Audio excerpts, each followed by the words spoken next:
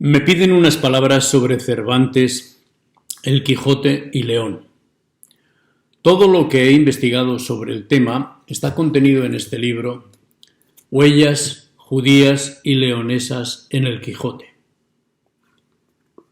Una huella es un indicio, una marca que nos permite fundamentar el paso de algo o de alguien por un lugar, una señal más o menos intencionada que alguien deja para orientarnos. Yo he descubierto muchas huellas de la relación de Cervantes y el Quijote con nuestra tierra, con el espacio geográfico, cultural e histórico del antiguo reino de León, o sea, la zona del noroeste, que va de los Ancares a Tierra de Campos, lo que en época de Cervantes se conocía como las montañas de León y su entorno. Yo lo que demuestro es que la orografía, la vegetación, la fauna, los oficios, las costumbres que se describen en el Quijote no se corresponden con el paisaje de la Mancha, que nunca aparece descrito en el Quijote. Esto lo aceptan hasta los cervantistas y académicos más reconocidos. Aparecen, eso sí, nombres de pueblos dispersos por lo que hoy llamamos La Mancha, que como tal no existía en la época de Cervantes. La Mancha es un término disémico que en la época de Cervantes aludía, además de una zona geográfica muy pequeña y difusa, sobre todo a la Mancha judía. En un romance muy popular de la época se dice: un lencero portugués, en un lugar de la Mancha que no le saldrá en su vida, se enamoró muy despacio de una bella casadilla. ¿Qué Mancha es esa que no le saldrá en su vida?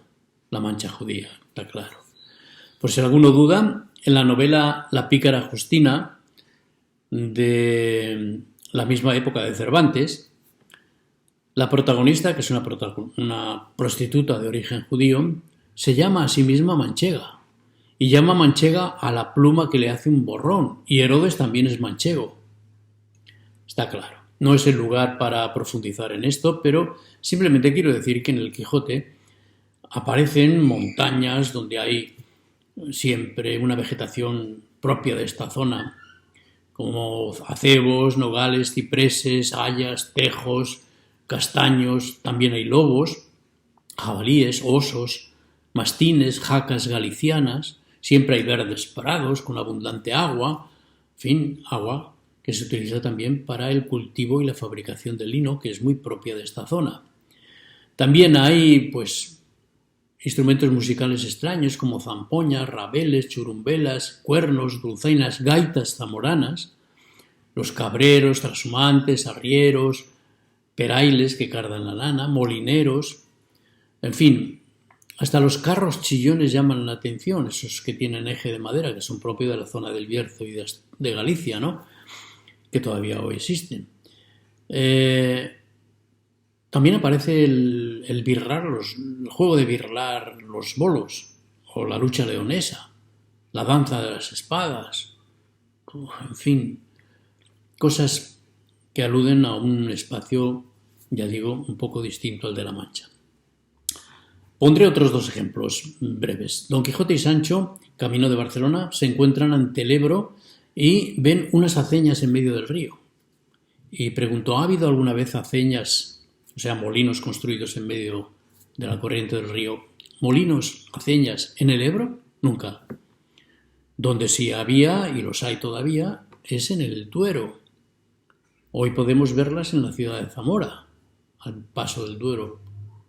En fin, otro dato curioso. En las lagunas de Ruidera dice Cervantes que solo crían unos peces burdos y desabridos. ¿Solo?, me pregunté yo.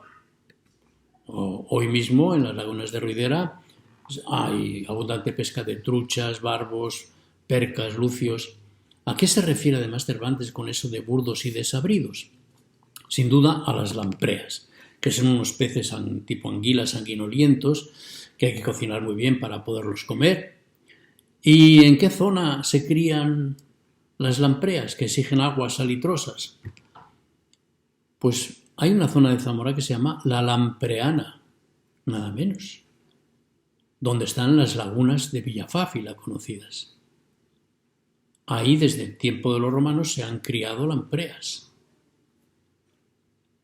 Bueno, algo tendrá todo esto que ver con fuente de inspiración de lo que nos cuenta Cervantes y va dejando a lo largo de las páginas del libro.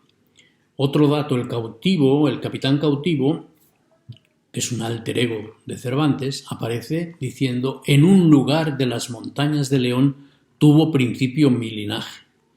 Una alusión a una frase inicial del Quijote claramente afirma el origen del linaje de Cervantes, que está en las montañas de León, en torno a esos municipios de Cervantes, de los Ancares o de Cervantes de Sanabria, en fin. Una última prueba, pues Don Quijote dice de sí mismo que procede por línea recta de varón de Gutiérrez de Quijada. Los Gutiérrez de Quijada, de origen judío, eran nobles que tenían su palacio ¿dónde? En Villagarcía de Campos. En fin, la utopía individual y social que encarna Don Quijote supone en primer lugar salirse de su pequeño mundo, lo local, para ir hacia el mundo exterior, hacia lo desconocido. Ese ir hacia afuera, salirse de sí mismo para luchar contra la injusticia, la mentira, el abuso de los poderosos. Esto exigía a Cervantes no encerrarse en la Mancha, ir mucho más allá con Don Quijote y Sancho, hasta llegar incluso a Barcelona. Bien, con todo esto, ¿qué quiero decir? No pretendo ninguna defensa de una bandera política o ideológica, ningún leonesismo de Camparanio para entendernos, sino simplemente el tratar de entender el sentido profundo, humano y universal del Quijote, redescubriéndolo y revitalizándolo con una lectura abierta y libre de cualquier tópico reduccionista.